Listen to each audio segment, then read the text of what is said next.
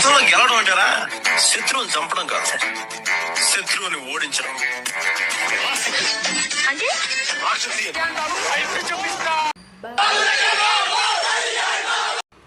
నాకు ఏమి ఫరక్ పడదు, నా జోలికి వస్తే టొక్క చించేస్తారు, నాకు ఇబ్బంది లేదు.